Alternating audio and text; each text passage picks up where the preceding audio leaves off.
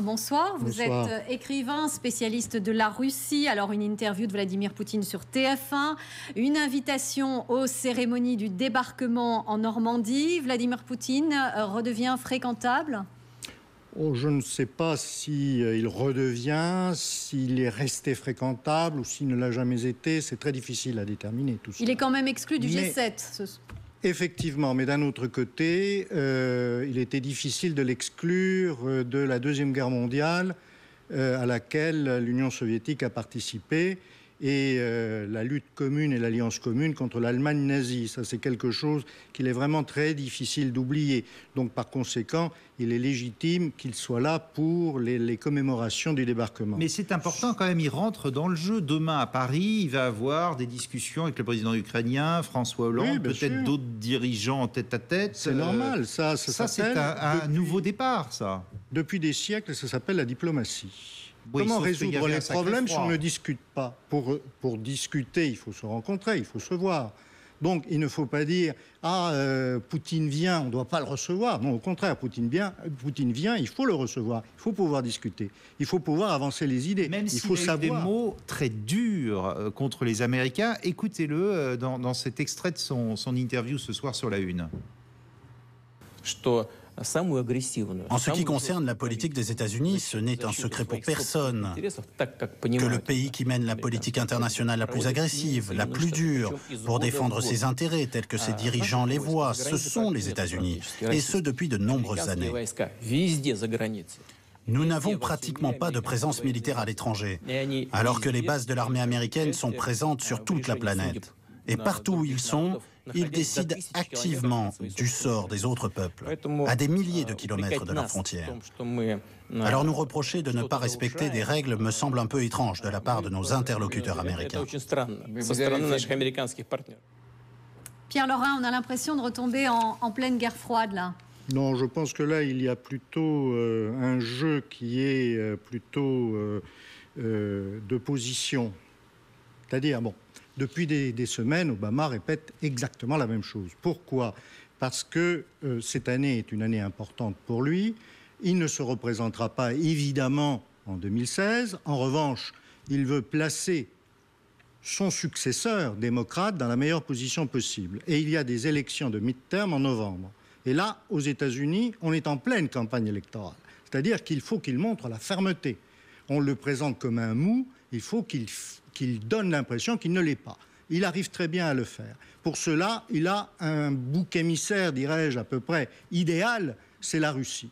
Mais les problèmes de Barack Obama et ceux de Poutine sont exactement les mêmes. Lui, Vladimir Poutine, il faut qu'il riposte. Et surtout, il faut qu'il creuse une petite faille entre les États-Unis et l'Europe. Et là, je crois qu'il est en train d'arriver à ça. Tout simplement parce que les États-Unis et la Russie, ça représente à peu près, en échanges commerciaux, un peu moins de 30 milliards de dollars.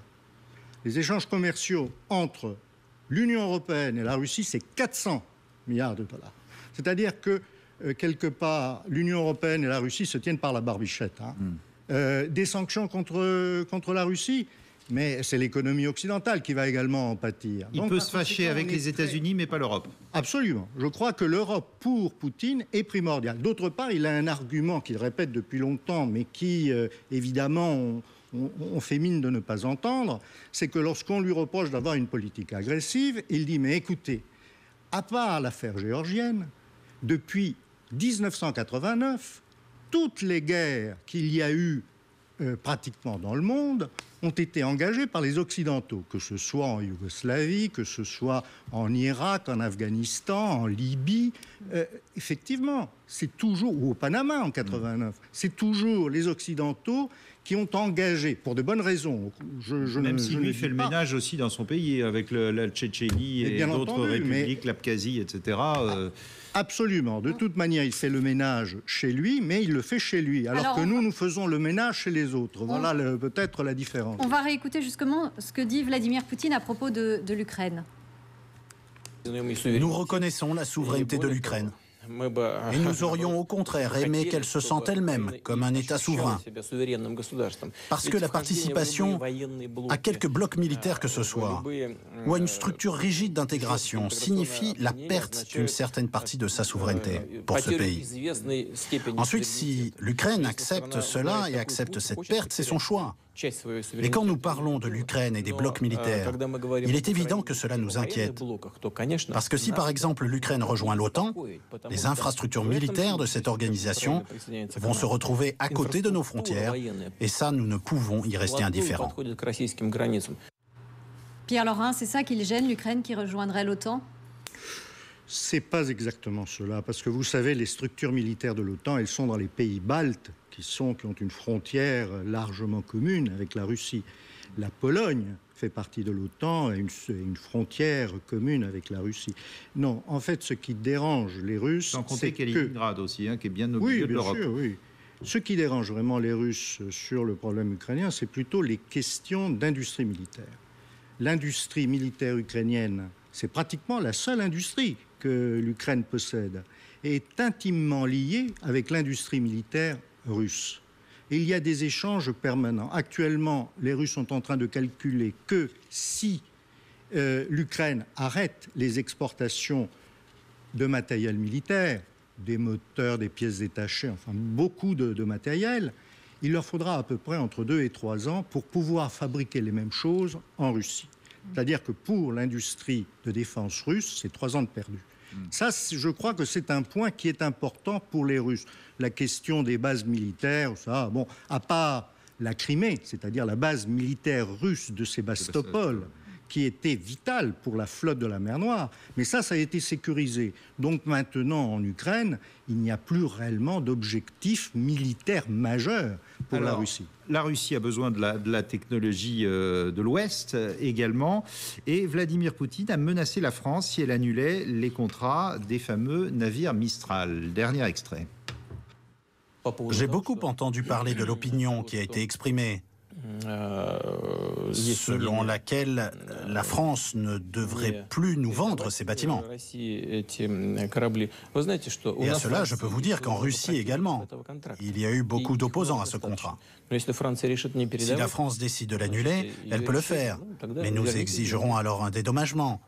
Et cela ne contribuera pas positivement au futur développement de nos relations vous demandez à la France dans le domaine de la coopération technique et militaire. Mais en principe, nous sommes ouverts et prêts même éventuellement à signer de nouvelles commandes si nos partenaires français souhaitent continuer cette coopération. La France obligée d'honorer ses contrats, c'est du chantage, là, quelque part. Non, ce n'est pas réellement du chantage, parce qu'en fait, le dossier est vraiment très, très compliqué. Ce n'est pas aussi simple qu'on le présente.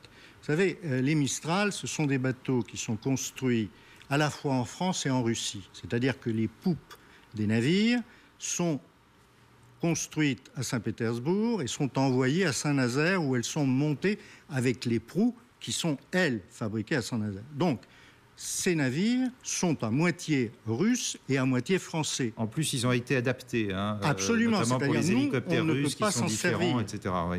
C'est pour, je ne vais pas entrer dans les détails, mais les hélicoptères d'attaque qui vont être montés dessus, c'est des mais ce sont des armes redoutables. L'un des chefs d'état-major russe avait dit au moment de la Géorgie, donnez-moi un Mistral et j'ai envahi la Géorgie en 24 heures. C'était pas exactement ce qu'il avait dit. C'est-à-dire, il avait dit qu'il résolvait le problème qui s'était posé aux armées russes en 24 heures, en 48 heures plus exactement. Ce sont des armes redoutables, c'est vrai.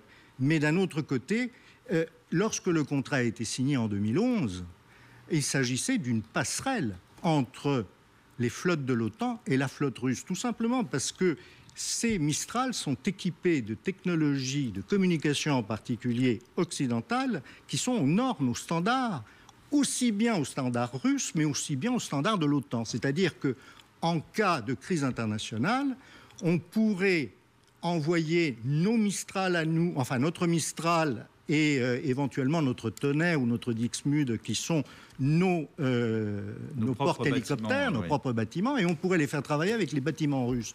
Ce serait pas mal dans l'absolu. En 2011, mais depuis, le climat a changé. Très bien. Et le climat a changé. Thibaut Vézirian, sur le web, on explique que la traduction de l'interview pouvait donner matière à confusion. Oui, il y a eu une vraie vague d'indignation en fait suite à l'interview télévisée de Vladimir Poutine, puisque Vladimir Poutine, en s'adressant à Hillary Clinton, a répondu « Vous savez, il est préférable de ne pas débattre avec les femmes. Il est préférable de ne pas débattre avec les femmes », d'où ce tweet de Valérie Trierweiler dans la foulée à 20h35, heureuse de ne pas avoir à serrer la main de Poutine. Les internautes s'emballent. Également, Laurence Parisot tweet l'ancienne présidente du MEDEF un gros berk avant de se raviser car selon l'AFP, le verbe sporik employé par Vladimir Poutine signifierait plutôt disputer, se disputer, discuter. Donc Vladimir Poutine aurait dit il vaut mieux ne pas se disputer avec les femmes et non pas ne pas débattre. Oui, ce qui change tout. Ça change tout, oui. Une nuance assez d'accord avec la traduction, Pierre Laurent, Oui, ça veut dire ça. Il vaut mieux ne pas se fâcher avec les femmes. Oui, c'est ça. Mais ce qui est autre chose que ce qu'on avait d'abord dit. Oui. Bon, merci beaucoup de cette précision qui est absolument importante. Merci Pierre Laurin. On rappelle que vous êtes spécialiste de la Russie et que vous avez beaucoup écrit sur le sujet. Et alors,